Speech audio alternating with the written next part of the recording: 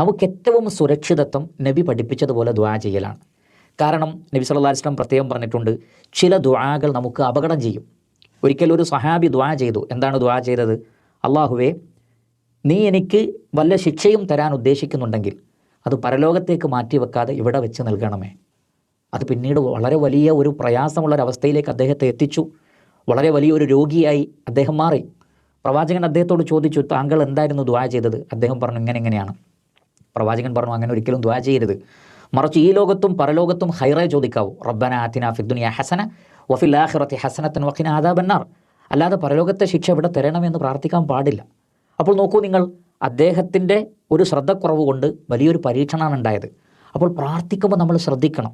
അതേപോലെ തന്നെ മറ്റൊരു ഹദീസിൽ കാണാം, നബി സല്ലല്ലാഹു അലൈഹി വസല്ലം പറഞ്ഞു, നിങ്ങൾ ആരും തന്നെ അള്ളാഹുവിനോട് അള്ളാഹുവേ നീ ഉദ്ദേശിക്കുകയാണെങ്കിൽ ഞങ്ങൾക്ക് പുറത്തു തരണേ, അള്ളാഹുവേ നീ ഉദ്ദേശിക്കുകയാണെങ്കിൽ ഞങ്ങളോട് കരുണ കാണിക്കണമേ, അങ്ങനെ ദുആ ചെയ്യരുത് എന്ന് പ്രവാചകൻ പറഞ്ഞു.